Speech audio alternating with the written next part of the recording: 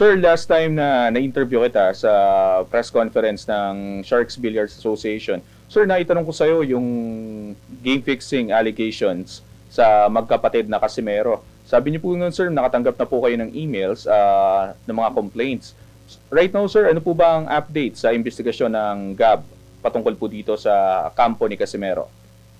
Okay, very good that you asked that question. We already sent a notice to the Casimiro brothers.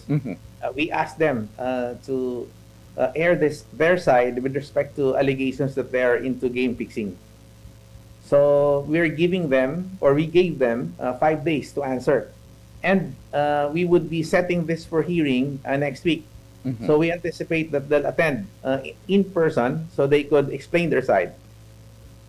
Sir, if given na mapatunayan nga na involved sila sa game fixing, pagbebenta ng laro against Kinusoki Kameda, ang mangyayari po dito, tama po ba mare-revoke ang license ni Jenriel Casimero and even his brother?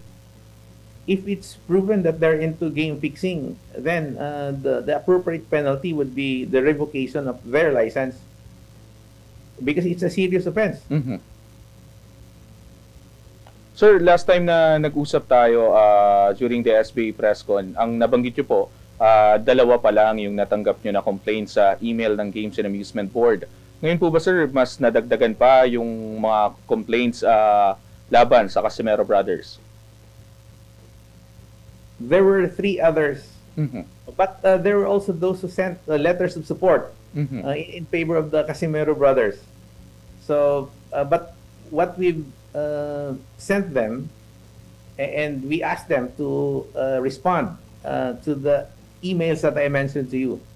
So at least 2 complaints.